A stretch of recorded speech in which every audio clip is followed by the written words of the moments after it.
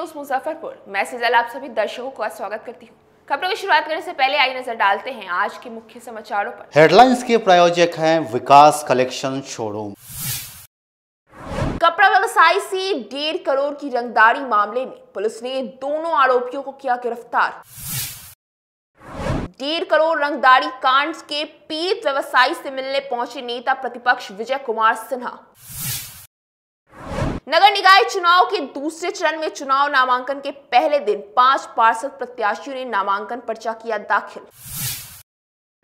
जिला पुलिस ने करजा थाना क्षेत्र में हुए फाइनेंस लूटकांड के 3 आरोपियों को हथियार के साथ किया गिरफ्तार। तो ये थी आज की मुख्य समाचार। अब खबरें विस्तार से। कपड़ा व्यवसायी से 1.5 करोड़ की रंगदारी मांगने वाले दोनों आरोपियों को पुलिस ने गिरफ्तार कर लिया है। नगर थाना की पुलिस ने कपड़ा व्यवसायी से 1.5 करोड़ की रंगदारी मांगने वाले दोनों अपराधियों को गुरुवार की रात गिरफ्तार कर लिया है। दरअसल शहर के 2 दिन पूर्व शुक्ला रोड पुरानी बाजार के कपड़ा व्यवसायी रंजन कुमार टिबरेवाल से बदमाशों ने 1.5 करोड़ रुपए की रंगदारी मांगी थी। रुपए नहीं मिलने पर हत्या की धमकी दी थी। इस मामले में रंजन कुमार टेबरीवाल ने नगर थाना में 2 लोगों डब्लू पटेल व अभिषेक पटेल के विरुद्ध नामजद एफआईआर दर्ज करवाई थी। मामला दर्ज होने के बाद नगर थाना की पुलिस ने एक विशेष टीम का गठन कर इन लोगों को गिरफ्तार कर लिया है। मामले की जानकारी नगर डीएसपी राम नरेश पासवान ने दी। वहीं इस मामले में वरीय पुलिस अधीक्षक जयंत कांत ने बताया कि पकड़े गए दोनों अपराधियों का पहले भी आपराधिक इतिहास रहा है और इन लोगों ने अपनी गुनाह कबूल कर ली है। इसके बाद दोनों को न्यायिक हिरासत में भेजने की कवायद की जा रही है। जो अभी टाउन थाना क्षेत्र में कपड़ा व्यवसायी से एक्सटॉर्शन मनी मांगी गई, इसमें जो उनके मोहल्ले के रहने वाले 2 व्यक्तियों का नाम आया। इस मामले में पुलिस ने त्वरित कार्रवाई करते हुए लगभग 24 घंटे के अंदर इन दोनों व्यक्तियों को अरेस्ट कर लिया और अरेस्ट करने के बाद में इन्होंने घटनाक्रम में भी अपनी संलिप्तता स्वीकार की है। ये लोग पहले भी इनकी क्रिमिनल हिस्ट्री रही है और पुलिस ने इन लोगों को न्यायिक हिरासत में भेज दिया। अभी तक के इस मामले में हम लोग इन लोगों को रिमांड पर लेंगे और इससे आगे भी पूछताछ की जाएगी। जो अभी तक की इनिशियली जो बातें आई हैं वो ये नज़र आया कि ये लोग उसी मोहल्ले में रहने वाले थे जिसमें वो कपड़ा व्यवसायी भी रहते थे और इस वजह से जो है इन लोगों ने उन पर नज़र बना के रखी हुई थी और उस सिलसिले में इन्होंने इसके साथ में एक्सटॉर्शन मनी मांगी। आपके नाम का इस्तेमाल क्यों किया गया सर? इस बारे में कोई पूछताछ हुई? मेरे नाम का किसी भी किस्म से कोई इस्तेमाल नहीं किया गया है। बोलने के दौरान उन्होंने बोला कि अब कोई भी होगा तो पुलिस की कार्रवाई होगी, जिसमें जो है कि एसपी लेवल का नाम लिया गया था कि उन्हीं के स्तर से ही कोई कार्रवाई होगी, जिसमें उन्हीं के स्तर से कार्रवाई पुलिस के स्तर से, एसपी के स्तर से और डीएसपी के स्तर से कार्रवाई में उन लोगों को अरेस्ट किया गया है और कड़ी पूछताछ के बाद में उनको न्यायिक हिरासत में भेजा गया। मुजफ्फरपुर नगर थाना क्षेत्र में विगत दिवस 6/9/2022 को एक शुक्ला रोड में कपड़ा व्यवसायी हैं रंजन कुमार,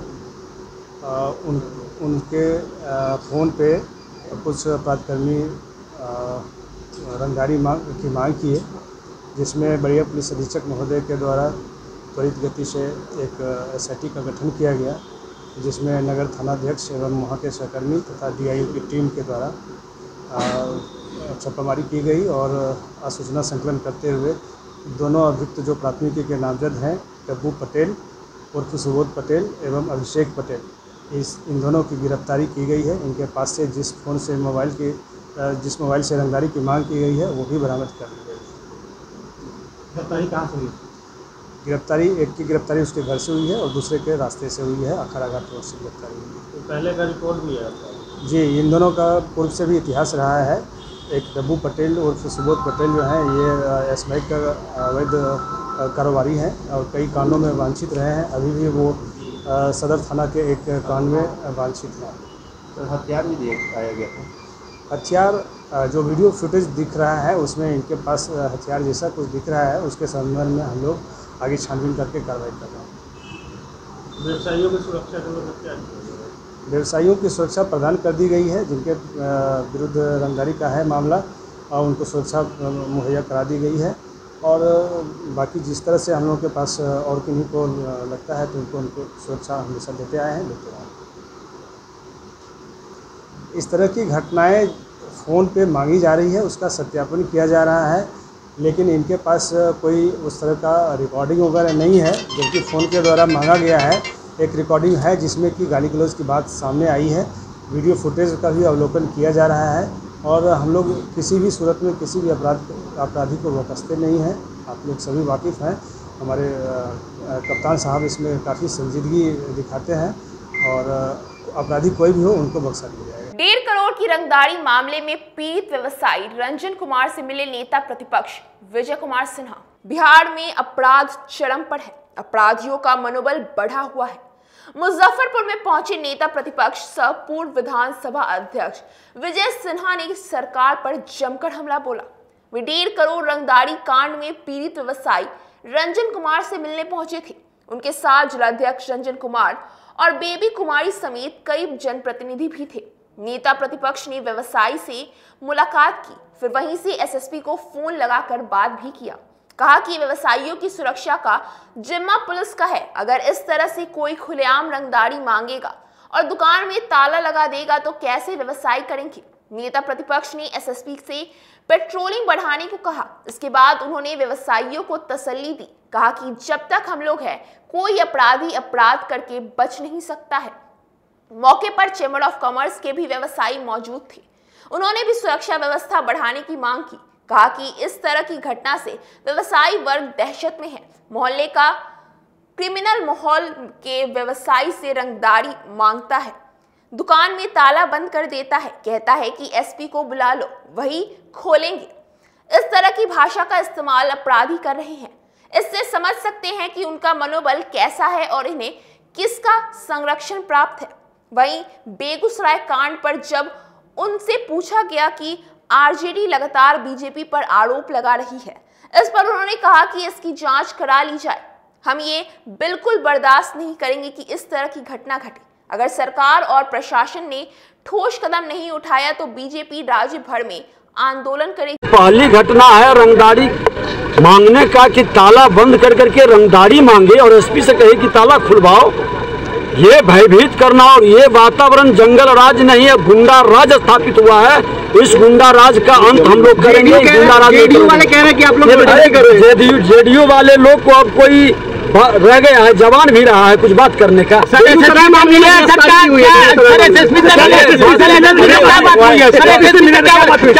सुरक्षा सभी व्यापारियों की सुरक्षा दें और सुरक्षा नहीं होगा तो फिर मुजफ्फरपुर में शासन प्रशासन के लिए बड़ी चुनौती खड़ा करेंगे। बेगूसराय में भी बात करते हैं, बीजेपी ने कराया है बेगूसराय।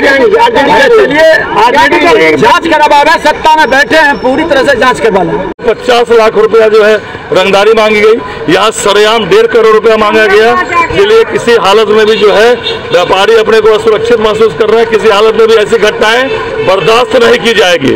अय्यापुर थाना क्षेत्र के मेडिकल ओवरब्रिज के समीप खड़े ट्रक में तेज रफ्तार से आ रही ट्रक ने जोरदार टक्कर मारी, जिससे एक व्यक्ति की मौत हो गई। अय्यापुर थाना क्षेत्र के मेडिकल ओवरब्रिज के पास शुक्रवार की अहले सुबह खड़े ट्रक में पीछे से तेज रफ्तार ट्रक ने जोरदार टक्कर मार दी। इसमें मौके पर ही ट्रक चालक की मौत हो गई। वह बालू लदे ट्रक में सो रहा था। इसी दौरान पीछे से दूसरे ट्रक ने जोरदार टक्कर मार दी। घटना के बाद ट्रक का ड्राइवर कूदकर भाग निकला। अफरा तफरी मच गई। काफी संख्या में लोगों की भीड़ जमा हो गई। सूचना मिलने पर अय्यापुर थाने की पुलिस मौके पर पहुंची। ट्रक ड्राइवर का शव केबिन से बाहर लटका हुआ था। छानबीन करने के बाद ट्रक ड्राइवर के शव को बाहर निकाला गया। उसे पोस्टमार्टम के लिए मेडिकल भेज दिया गया। अय्यापुर पुलिस पदाधिकारी का कहना है कि मृतक की पहचान नहीं हुई है। ट्रक स्थानीय बताया जा रहा है। इसकी तलाशी ली जा रही है ताकि कोई कागजात मिले जिससे मृतक की पहचान हो। पुलिस ने दोनों ट्रक को जब्त कर लिया है। टक्कर मारने वाले ट्रक के नंबर से इसके ओनर का पता किया जा रहा है। बताया जा रहा है कि ट्रक ड्राइवर बालू लेकर आया था। सुबह के 4 बज रहे थे। इसमें कुछ गड़बड़ी होने के कारण वह ट्रक में ही सो गया। ट्रक हाईवे किनारे खड़ी थी। इसी दौरान दूसरे ट्रक ने पीछे से टक्कर मार दिया। स्थानीय लोग आशंका जता रहे हैं कि ट्रक ड्राइवर को नींद आ गई होगी, जिस कारण से ये हादसा हुआ। हम तो बकरी चौक पर थे बस्ती के दरबान में जी, तो हमको एक दूध गाड़ी जाकर बोला कि मेडिकल ओवरब्रिज के पश्चिम साइड में ट्रक लड़ गया, इसमें लगता है कि मर गया है। तो वहाँ से हम आए और उसके बाद और एक गश्ती को बुला करके इसका व्यवस्था किए, टोल प्लाजा वाला को फोन किए, फिर जेसीबी मंगवाए, खुद मैं अपने मंगवा कर नाश निकाल करके इसको भिजवाए। दूसरे गाड़ी का क्या स्थिति है सर? पहले गाड़ी जो है जी, गाड़ी पहले से शायद खराब है, उसका मतलब गियर वोयर शायद खराब है, वो अथी लगाए जॉपुक लगाए हुए है। वो गाड़ी खड़ी थी खराब के कारण, तो उसी में आकर के पीछे से भ्रंत वही ना ठोक दिया होगा। इसका कुछ मालूम चला है कहाँ का है क्या है? ये हम लोग गाड़ी के बॉडी पर से नंबर लिए हैं, ड्राइवर उसका मालिक बता रहा है कि हिस्सा का है। उसका गाड़ी के मालिक बता रहा है कि हमारा सास मर गई है, तो इसमें हम अभी ढोवन में लगल है, तो सूचना दीजिए। बलराज गांव में गुरुवार की देर रात सिलेंडर के रिसाव से एक घर में आग लग गई, जिससे 4 लोग झुलस गए। घायलों का अस्पताल में चल रहा इलाज। बलराज गांव में गुरुवार की रात खाना बनाने के दौरान रसोई गैस सिलेंडर से गैस रिसाव होने की लगी। आग की चपेट में एक ही परिवार की महिला समेत 4 लोग गंभीर रूप से झुलस गए। घटना की सूचना पर पड़ोसियों के साथ पहुंचे इरफान रिजवी ने गैस सिलेंडर से निकल रही आग पर ग्रामीणों की मदद से काबू पाया और सभी जख्मी को इलाज के लिए सीएचसी में भर्ती कराया, जहां से चिकित्सकों ने प्राथमिक चिकित्सा के बाद सभी को बेहतर उपचार के लिए एसकेएमसीएच भेज दिया। झुलसे लोगों में बलराज निवासी उमेश कुमार, पत्नी गीता देवी, पुत्र आदर्श शामिल है। गीता देवी ने बताया कि जब वह किचन रूम में खाना बनाने के लिए लाइटर से गैस चूल्हा जलाई, तभी पूरे किचन में आग की लपटें फैल गई, जिससे वह और उनके दोनों बच्चे झुलस गए। आग बुझाने के दौरान उसके पति भी झुलस गए। लीक हो रहा था, पता नहीं था, उसको माचिस मारा है, बैग के बाद झुलस गया है इसे। हाँ, थोड़ा मैंने उसको पता ही नहीं था, लीक कर रहा था, खोल के छोड़ दिए हुआ था। इसमें कितने लोग झुलस गए? 4 आदमी। कौन कौन है 4 आदमी? और उसका 2 उमेश कुमार है, उसका 2 लड़का है, एक उसका परिवार है। बच्चे का कितने उम्र के बच्चे हैं? कितने उम्र के बच्चे हैं? एक 5 साल का है, एक 2 साल का। तो बहुत ज्यादा जला हुआ है। हाँ, थोड़ा सा जला हुआ है। क्या नाम है उनके पिता का? मतलब जो उनका क्या नाम है? जो जले हैं उनका क्या नाम है? कौन, किन का? जो जल मतलब गैस के घर में गैस फटा है। उमेश कुमार। वाइफ का? गीता कुमारी। आप कौन हुए? हम उसका भाई हुए। कहाँ का हुआ? बलराज। नगर निगम चुनाव के दूसरे चरण में नामांकन के पहले दिन कुल 5 प्रत्याशियों ने नामांकन पत्र दाखिल किया। मुजफ्फरपुर नगर निगम के 49 वार्डों के चुनाव के दूसरे चरण के नामांकन की प्रक्रिया शुक्रवार से शुरू हो गई है। कड़ी सुरक्षा और सीसीटीवी के निगरानी के बीच में अपर समाहर्ता कार्यालय में किया जा रहा है। नामांकन सुबह 11 बजे से दोपहर 3 बजे तक किया जाएगा। प्रत्याशियों को 24 सितंबर तक नामांकन का मौका मिलेगा। इस चरण में नामांकन पत्रों की जांच 25 व 26 सितंबर को की जाएगी। वहीं दूसरे चरण के नामांकन के पहले दिन प्रत्याशी और समर्थकों की भीड़ लगी रही। नामांकन के पहले दिन 5 प्रत्याशियों ने अपना नामांकन पत्र दाखिल किया है, जिसमें वार्ड 1 से पार्षद पद पर उमेश पासवान ने नामांकन पत्र दाखिल किया है। वार्ड संख्या 3 से मोहम्मद अंजार ने वार्ड पार्षद के पद के लिए अपना नामांकन पत्र दाखिल किया है। वार्ड संख्या 21 से केपी पप्पू वार्ड पार्षद के पद के लिए नामांकन दाखिल किया है। वार्ड संख्या 40 से पेंटर बाबू ने वार्ड पार्षद के पद के लिए नामांकन दाखिल किया है। वहीं वार्ड संख्या 42 से कायनात फिरदौस भी वार्ड पार्षद के पद के लिए नामांकन कर चुकी है। नगर निगम मुजफ्फरपुर का चुनाव दूसरे चरण में है, उसका नामांकन आज से प्रारंभ हो गया है। 49 वार्डों के लिए पार्षदों का चुनाव होना है और एक उप मुख्य पार्षद और एक मुख्य पार्षद का चुनाव होना है। तो आज प्रथम दिन में सिर्फ 5 वार्ड पार्षदों का नामांकन हमें प्राप्त हुआ है। अभी उप मुख्य पार्षद और मुख्य पार्षद के लिए कोई नामांकन प्राप्त नहीं हुआ है। सर, क्या तैयारी है? तैयारी तो अभी तो नॉमिनेशन की तैयारी चल रही है। दूसरी तरफ जो चुनाव में सामग्री का प्रयोग होना है, ईवीएम का प्रयोग होना है, उन सब की भी तैयारी चल रही है। 20 तारीख को द्वितीय चरण का मतदान है और 10 तारीख को अगले प्रथम चरण का मतदान है। समय पर सारी तैयारियां पूरी कर ली जाएंगी। गायघाट थाना क्षेत्र के NH57 पर अपराधियों ने सरेआम हथियार के बल पर सड़क पर खड़ी ट्रक से तेल निकाल लिया। मुजफ्फरपुर दरभंगा NH57 पर ट्रक से तेल काटने का कारोबार काफी फल फूल रहा है। वहीं ताजा मामला गायघाट थाना क्षेत्र के NH57 स्थित बेरुआ के समीप की बताई गई है, जहां पर पेट्रोल पंप के आसपास सड़क किनारे खड़ी एक ट्रक से अपराधियों ने हथियार के बल पर तेल निकाल लिया और जब चालक ने इसका विरोध किया तो उसे बुरी तरह पीटकर घायल कर दिया। बताया गया कि 3 से 4 की संख्या में पहुंचे अपराधियों ने ट्रक के तेल टंकी से सैकड़ों लीटर तेल निकालकर भाग निकले। ट्रक ओनर मिंटू सिंह ने पूरे मामले की लिखित शिकायत गायघाट थाना को दी है। पुलिस मामले की जांच में जुटी है। में आपके साथ क्या घटना हुआ? सर रात में वहाँ पर देखे फील्ड है, बाकी पंप लगा हुआ था, लाइट जला हुआ था, गाड़ी लगाने के बाद सोचे कि अब यहाँ टायर ठंडा लेते हैं। आधा घंटा रुके थे, आधा घंटा के बाद मैं बोला कि फ्रेश होके आ रहे हैं, फ्रेश हो तब चलेंगे। ताले देखे कि वहाँ बाथरूम में लेट्रिन पास बैठे हुए थे। वहाँ पर क्या हुआ कि मैं वहाँ से देखा 4 चक्का लाल वाले लगा हुआ था। वहाँ से मैं आया दौड़ते दौड़ते, डीजल मेरा काट लिया। उसके बाद चक्कू लेके और रॉड लेके तैयार हो गया, मारने के लिए चालू कर दिया। सब 4-5 आदमी थे, सब लड़का। जिला पुलिस की विशेष टीम ने करजा थाना क्षेत्र में हुए फाइनेंस कंपनी लूटकांड के 3 आरोपी को हथियार के साथ धर दबोचा। जिले की पुलिस को आज एक बड़ी सफलता मिली है। पुलिस ने उज्जीवन स्मॉल फाइनेंस बैंक लूटकांड के 3 आरोपियों को हथियार के साथ गिरफ्तार कर इस मामले का खुलासा कर दिया है। बता दें कि 8 सितंबर को करजा थाना अंतर्गत बड़का गांव स्थित अंडा फैक्ट्री के सामने उज्जीवन स्मॉल फाइनेंस बैंक में लूट की वारदात हुई थी। अपराधियों ने बैंक से करीब 75,000 रुपए और कई अन्य सामान लूट लिए थे। मामले की जानकारी होने पर वरीय पुलिस अधीक्षक के नेतृत्व में एक टीम का गठन किया गया था। इस टीम ने गुप्त सूचना के आधार पर कार्रवाई करते हुए शुक्रवार को करजा थाना के ढाला के पास से पुलिस ने इन तीनों अपराधियों को गिरफ्तार कर लिया। मामले की जानकारी वरीय पुलिस अधीक्षक जयंत कांत ने देते हुए कहा कि तलाशी के क्रम में इन अपराधियों के पास से एक देसी कट्टा, 2 कारतूस, 25,000 रुपए नकद, 1 मोटरसाइकिल, 3 मोबाइल फोन व 1 टैब को भी बरामद किया गया है।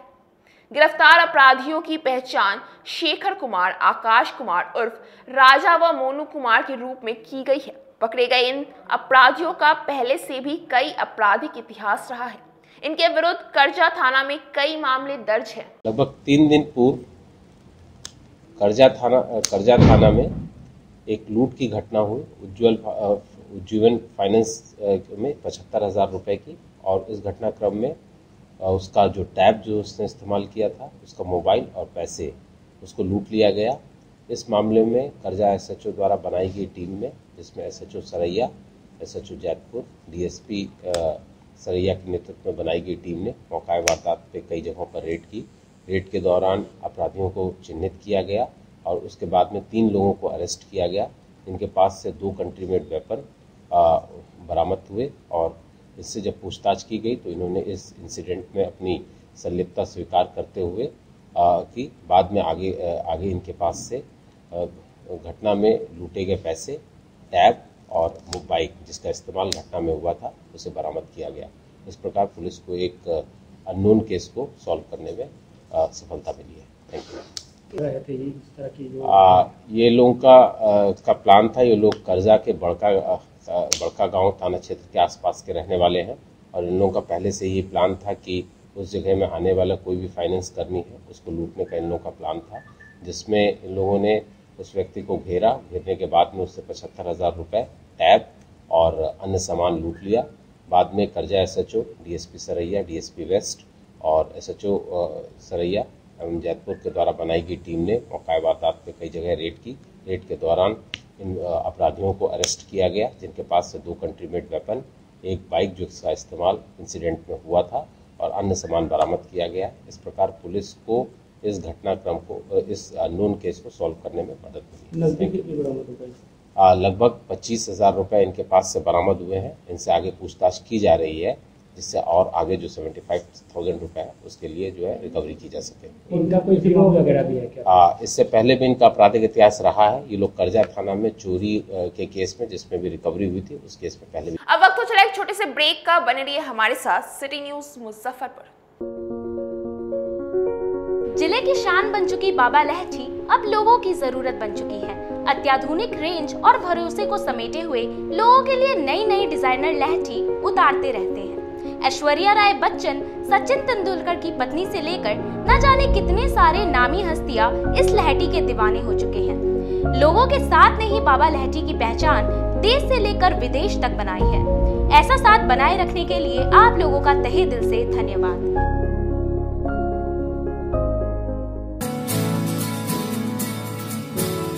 कहते हैं कि मंजिल उन्हीं को मिलती है जिनके सपनों में जान होती है। पंखों से कुछ नहीं होता, हौसलों से उड़ान होती है। तो अगर आप में भी है जज्बा कुछ कर दिखाने का, अगर आपके अंदर भी है एक जीनियस, अगर आप भी छूना चाहते हैं आसमान की ऊंचाइयों को, क्रैक करना चाहते हैं IIT JEE, AIIMS, NEET, NTSC, KVPY या फिर ओलंपियाड, तो आपके हौसलों को उड़ान देने के लिए है जीनियस क्लासेस। जी हाँ, सही सुना आपने, genius classes for IIT JEE, AIIMS, NEET, NTSC, KVPY, olympiad for 8th, 9th, 10th, 11th, 12th and target. अपने बेहतरीन सक्सेस रिकॉर्ड के साथ सफलता की नई ऊंचाइयां गढ़ रहा है जीनियस क्लासेस। तो my dear students, 8th, 9th, 10th, 11th, 12th and target के लिए नए बैचेस शुरू होने वाले हैं जीनियस क्लासेस में, जहां है separate hostel for boys and girls. जल्दी से पता नोट करें, genius classes, study centre, Pankaj market, Saraiyaganj, Muzaffarpur. अधिक जानकारी के लिए कॉल करें 7635091378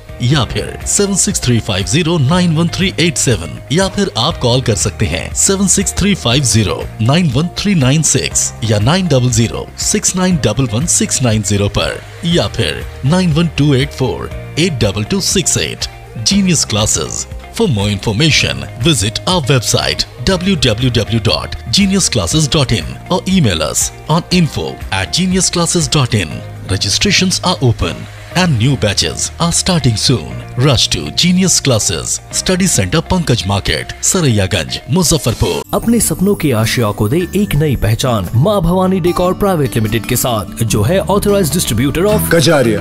देश की मिट्टी से बनी टाइल से देश को बनाते हैं। और जहां मिलती है सभी प्रकार के Indian and imported granite, marble, sanitary एवं कोटा स्टोन का अनोखा एवं आकर्षक संग्रह। माँ भवानी डेकोर प्राइवेट लिमिटेड मतलब a complete floor solutions. New 0 mile Dadar road, Muzaffarpur. Call 9934753111। आपका भरपूर प्यार और साथ मिलने के कारण ग्राहकों की सुविधा को देखते हुए नीलकमल का फैक्ट्री आउटलेट का दूसरा ब्रांच अखाड़ा घाट रोड KFC के सामने खुल गया है, जिसमें ग्राहकों को सभी प्रोडक्ट पर विशेष छूट दी जा रही है। वहीं नीलकमल का पहला branch Mithanpura Narayanpur road Vaishali management के सामने है, जो कि लगातार ग्राहकों की सेवा करता आ रहा है। उत्तर बिहार का पहला एक्सक्लूसिव शोरूम है, जहां ऑफिस फर्नीचर और होम फर्नीचर की सभी रेंज उपलब्ध है। तो एक बार सेवा करने का मौका जरूर दें। पहला ब्रांच मिठनपुरा नारायणपुर रोड और दूसरा ब्रांच अखाड़ा घाट रोड। हमारा मोबाइल नंबर है 9334900888 और 7004320580। नीलकमल का एक्सक्लूसिव शोरूम जो पहले से मिठनपुरा नारायणपुर रोड में अपोजिट वैशाली रूरल मैनेजमेंट में चला आ रहा है, वहाँ पे हमें आप लोगों का बहुत सारा प्यार मिला और इसीलिए हम लोगों ने अपना दूसरा ब्रांच सार्थक सेल्स एंड मार्केटिंग के जॉइंट वेंचर से अखाड़ा घाट रोड में KFC के सामने कृष्णा टॉकीज के बगल में सुविधा कॉम्प्लेक्स में हम लोगों ने खोला है, जो कि कंपनी का फैक्ट्री आउटलेट है, जहां नीलकमल के विस्तृत रेंज आपको 40% तक के डिस्काउंट पे मिलेंगे और मैट्रेस का भी एक विस्तृत रेंज है। और आप लोगों से निवेदन है कि एक बार आप पधारें और इस दुकान की जो सबसे अच्छी विशेषता है कि उधार चालू है, तो HDFC और बजाज के माध्यम से आपको फिनांस की भी सुविधा है। आप अपने घरों को फिर से बहुत अच्छे से सजा सकते हैं। ST International School. If you want to give your child a strong foundation, the school of your dream.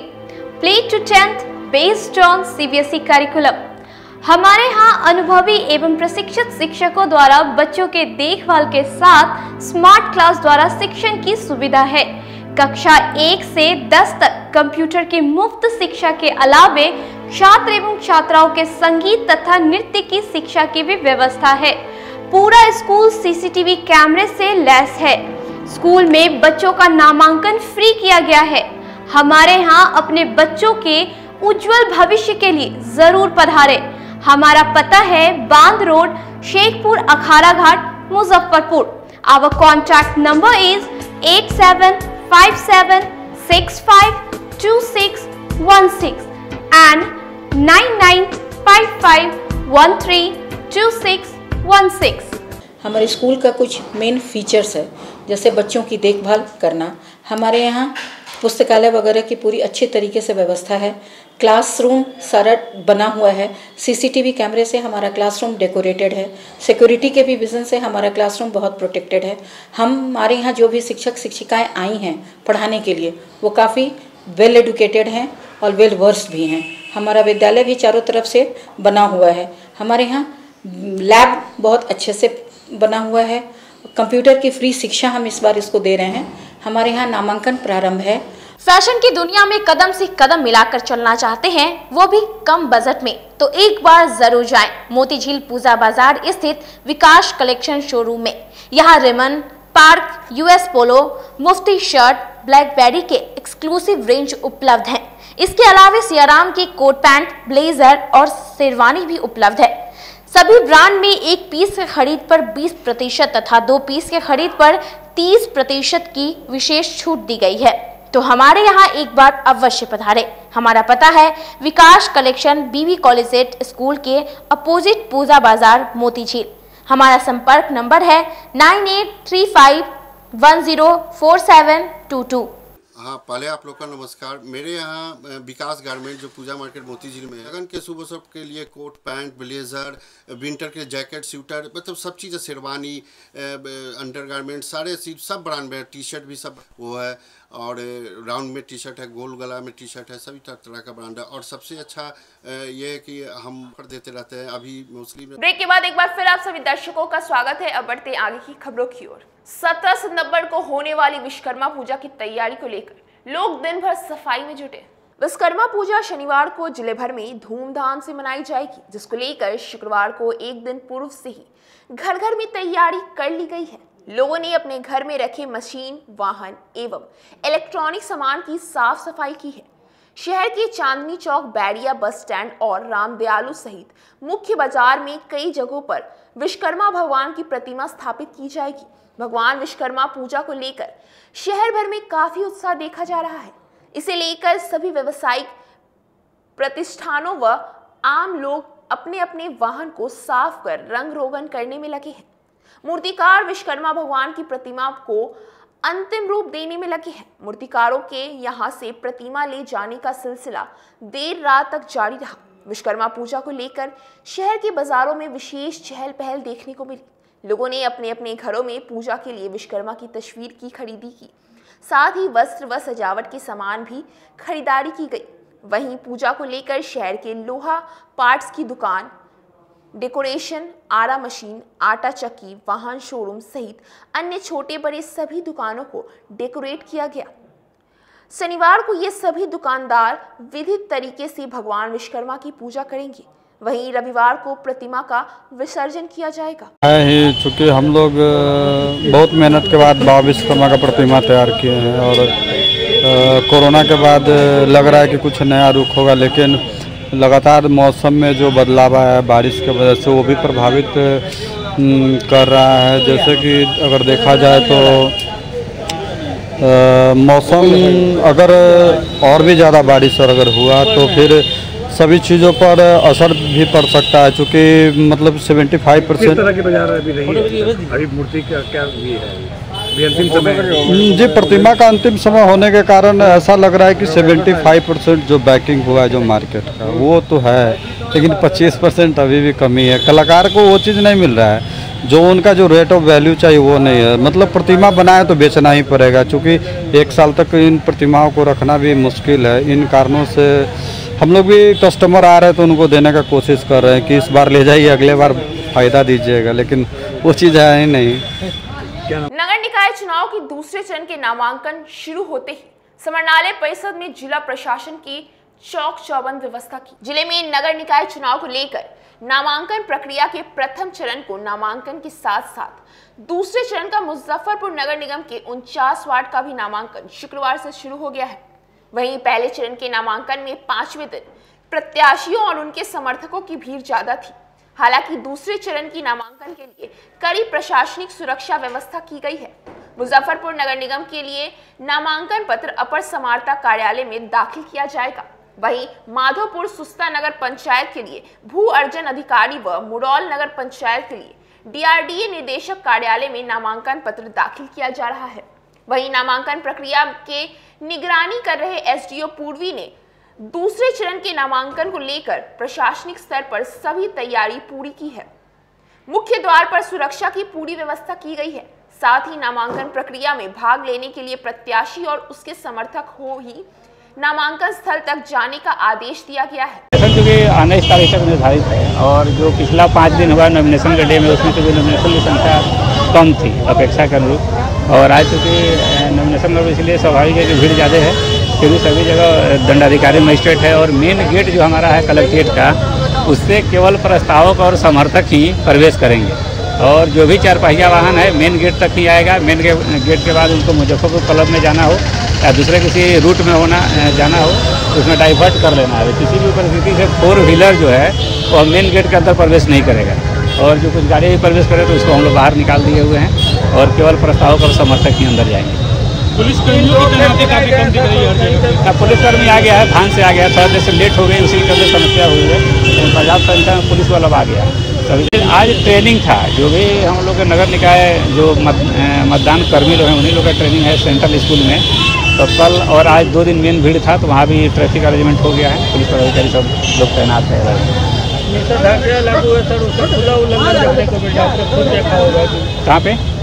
समरनालय परिसर में निषेधाज्ञा लगा दिया गया है चुनाव को लेकर, उसके बावजूद खुला उल्लंघन। नहीं, तो उसमें जो भी बाहरी व्यक्ति थे, व्यवहार में जो समर्थक भी चले जा रहे हैं उसी के अंदर समस्या हुई, तो सबको अभी अप टू डेट कर दिया गया, लाइन अप कर दिया गया, अब कोई समस्या नहीं है। व्यवसायी से 1.5 करोड़ की रंगदारी मामले में चेंबर ऑफ कॉमर्स के प्रतिनिधि मंडल ने SSP से मिलकर व्यवसायी की सुरक्षा की मांग की। शहर के पुरानी बाजार स्थित रंजन ट्रेडर्स के मालिक रंजन कुमार से 1.5 करोड़ रुपए रंगदारी मांगने वाले रंगदार की गिरफ्तारी के बाद शुक्रवार को उत्तर बिहार वाणिज्य उद्योग और उत्तर बिहार खुदरा व्यवसायी संघ के प्रतिनिधि मंडल वरीय पुलिस अधीक्षक जयंत कांत से मिलकर व्यवसायियों की सुरक्षा की मांग की है। वहीं प्रतिनिधि मंडल का नेतृत्व कर रहे सज्जन अग्रवाल ने कहा कि रंगदारी की मांग को लेकर दिन दहाड़े इस तरह की घटना से व्यवसायी काफी दहशत में है। हालांकि अपराधियों की गिरफ्तारी तो हो गई है, लेकिन घटना की दोबारा नहीं हो, प्रतिनिधि मंडल व्यवसायियों की चौक चौबंदी सुरक्षा की मांग करती है। बाजार में 3 दिन पहले जो वारदात हुई है, उसी वारदात के संबंध में आज SSP महोदय से मिल रहे हैं। दोनों अभियुक्तों की गिरफ्तारी हुई है। आगामी सुरक्षा के लिए उनसे मिलकर सुरक्षा की चाक चौबंद व्यवस्था हो, इसलिए उनसे अनुरोध कर रहे हैं। इस तरीके से दिन दहाड़े इस तरीके से जो यह इस प्रकार की एक अलौकिक घटना है। इस प्रकार की घटना पूरे भारतवर्ष में पहली बार देखने को मिली है। कहीं न कहीं अपराधियों में भय की कमी आई है प्रशासन की, लेकिन प्रशासन चुस्त दुरुस्त है। आशा है कि इस पूरे घटनाक्रम का पटाक्षेप होगा और हम लोग अपने आप को सुरक्षित महसूस करेंगे। व्यापार पलायन का भी बात कर रहे थे आप लोग, सुरक्षा नहीं मिलती। परिस्थितियां यदि अनुकूल होती है तो कोई भी व्यवसायी अपने जीवन भर की मेहनत को सत्यानाश नहीं करता है। परिस्थितियां अनुकूल हो जाएगी, हमें प्रशासन पर भरोसा है और तत्काल प्रभाव यदि कोई भी घटना घटती है तो उसमें आदमी की मस्तिष्क स्थिति कुछ अलग हो जाती है, लेकिन हमें उम्मीद है कि हमारे व्यवसायी एकजुट हैं और बहुत हर दृष्टिकोण से वो सबल है। इस प्रकार की कोई घटना नहीं घटेगी, न कोई पलायन करेंगे, लेकिन एक अंदर भय व्याप्त होता है तो एक स्वाभाविक प्रक्रिया है, वो कोई बहुत बड़ा इशू नहीं है। क्या मांग है? हाँ, मांग यही है कि हम लोग व्यवसायियों की विशेषकर सुरक्षा और चाक चौबंद हो, कि हम लोग निर्भय होकर व्यापार करें। हम व्यापार करेंगे तभी राज्य का खजाना भरेगा, तभी राजस्व की प्राप्ति होगी, तभी सारी व्यवस्थाएं चलें। डर के तो ज़िंदगी नहीं जी जा सकती। हम लोग व्यापार करते हैं तो सबसे पहले इस चीज़ को दूर रखते हैं, क्योंकि व्यापार करना है तो सबसे पहले कलेजा मजबूत रखना पड़ेगा। हाँ, ये ज़रूर है कि इस बार ये जो घटना घटी है ये थोड़ी अलग टाइप की घटना है। रंगदारी की डिमांड और उसके बाद दुकान पर आकर के ताला लगा जाना और चाबी ले जाना, ये एक अलग टाइप की घटना है जो हम लोगों के अंदर में कहीं ना कहीं एक हैवॉक क्रिएट कर रहा है। क्या ऐसा भी हो सकता है? हाँ, ये ज़रूर है कि आज प्रशासन हम लोगों के साथ खड़ा हुआ है और हम लोगों के डिमांड करते के साथ में उनकी गिरफ्तारी भी हुई है। अभी हम लोग एसएसपी साहब से मिलके आ रहे हैं और उन्होंने आश्वासन भी दिया, हमें सुरक्षा भी मुहैया करवाई। बहुत अच्छा लगा और हम उम्मीद करते हैं कि हम लोग आगे सुरक्षित होंगे। आप लोग अपने व्यवसाय के लिए कितने मैंने क्या मांग किए हैं? हम लोगों ने यही मांग की कि साहब आपने कदम उठाया, बहुत अच्छी बात है। हम लोगों के लिए बहुत खुशी की बात है कि आज प्रशासन हमारे साथ खड़ा है, लेकिन आगे ऐसी घटना ना हो इसके लिए आप क्या कर रहे हैं उस पर विचार करें। उन्होंने एक आश्वासन दिया कि साहब हम सुरक्षा मुहैया करवाएंगे और गश्ती भी बढ़वाएंगे। और उन्होंने एक और रिक्वेस्ट की हम लोगों से कि आप लोग कैमरा सीसीटीवी कैमरा की व्यवस्था करवाएं और हम लोगों के साथ जोड़ दें, हम लोग उसकी गाइडिंग करेंगे और उसका ध्यान रखेंगे। तो हम लोग भी प्रयास कर रहे हैं कि हम लोग सभी चैम्बर के सदस्य मिल करके कम से कम इस चीज़ पर पहल करें और प्रशासन को भी हम लोग सपोर्ट करें। प्रशासन को सपोर्ट करेंगे तो प्रशासन हम लोग को सपोर्ट करेगा, यही उम्मीद है। लाइसेंसी आर्म्स की भी बात आ रही है। हाँ, उन्होंने कहा कि अगर कोई भी व्यक्ति जिनको लगता है कि आपको लाइसेंसी आर्म्स की ज़रूरत है, आप ले सकते हैं और हम आपके साथ हैं। नगर भवन के सभागार में जिलाधिकारी ने नगर निकाय चुनाव को लेकर बीएलओ के साथ समीक्षा बैठक। नगर भवन के सभागार में शुक्रवार को वैसे बीएलओ के साथ समीक्षा बैठक हुई जिन्होंने अब तक 25% से कम निर्वाचकों के आधार संख्याक संग्रहण कर पाए हैं। साथ ही साथ 27 ऐसे बीएलओ को प्रशस्ति पत्र भी प्रदान किया गया जिन्होंने ससमय 100% अपने क्षेत्र के निर्वाचकों का आधार संग्रह कर लिया है। इस बैठक प्रशिक्षण कार्यक्रम में सभी विधानसभा के निर्वाचन क्षेत्र के बीएलओ उपस्थित हुए। जिलाधिकारी प्रणव कुमार द्वारा उन सभी 27 बीएलओ को पुरस्कृत कर शुभकामनाएं दी गई। प्रपत्र 6D के माध्यम से निर्वाचक सूची में दर्ज निर्वाचकों से स्वैच्छिक रूप के आधार संख्याक प्राप्त किया जा रहा है। जिलाधिकारी ने संबोधन में कहा कि बीएलओ पूरे निर्वाचन प्रक्रिया का रीड होता है। निर्वाचक सूची की पवित्रता और शुद्धता उनके द्वारा किए गए महती कार्यों पर निर्भर करता है। योग्य मतदाताओं को सूची में जोड़ना और अनुपस्थित पलायन तथा मृत मतदाताओं के संबंध में प्रपत्र 7 में नोटिस देकर सूची से हटाना उनका दायित्व है। इससे हमारा निर्वाचक सूची त्रुटि रहित बन जाता है। उन्होंने सभा में बैठे दोनों प्रकार के बीएलओ का तुलना करते हुए कहा कि समान संसाधन के साथ आप इच्छा शक्ति से कार्य को करें। कमतर परफॉर्मेंस वाले बीएलओ की समस्याओं को सुना और उनका निष्पादन किया, साथ ही उन्हें प्रेरित भी किया। जो बीएलओ कंप्लीट कर दिया आधार सीडिंग को, उसको सम्मानित किया गया है। क्या हाँ, बिल्कुल। आज 27 बीएलओ को हम लोगों ने यहाँ पर सम्मानित किया है। इन 27 बीएलओ ने आधार सीडिंग का कार्य 100% पूरा कर लिया। इसके फिर ऐसे बीएलओ को भी आज हम लोगों ने बुलाया था जिनकी उपलब्धि ठीक नहीं थी। उन लोगों से भी हमने आह्वान किया है कि इसमें थोड़ी गति लाई जाए और शीघ्र आधार सीडिंग का कार्य कराया जाए। और सभी लोगों ने आश्वासन दिया है कि यह कार्य बिल्कुल विदिन ए वीक पूरा कर लेंगे। तो काफ़ी बेहतर स्थिति है। और इस अवसर पर मैं सभी मतदाताओं से भी अपील करता हूं कि वे सुरक्षित तौर पर आधार सीडिंग का कार्य करें। इसके लिए NVSP पोर्टल है और यदि बीएलओ संपर्क करते हैं तो उनके माध्यम से भी यह कार्य करा जाए। बीएलओ के माध्यम से जो समस्या आ रही है सर कि उनको घर पे कोई मिल नहीं रहा है या फिर जिनका 2 जगह से नाम है तो वो अपना नाम डिलीट नहीं करवाना चाहते, तो ऐसी समस्या कैसे दिखती है? देखिए, ऐसी समस्या शहरी क्षेत्रों में खासकर आती है क्योंकि शहरी क्षेत्र में कई ऐसे लोग होते हैं जो किराए के मकान में रहते हैं और बीच में शिफ्ट कर लेते हैं। तो ऐसी स्थिति में ऑलरेडी मतदाता सूची में उन मतदाताओं के मोबाइल नंबर भी हैं, उनके माध्यम से संपर्क करने के लिए निर्देशित किया गया है और इस प्रकार कार्य करके इस कार्य को आज की खबरों का सिलसिला यही होता है समाप्त। मुझे और मेरी न्यूज टीम को दीजिए इजाजत। नमस्कार।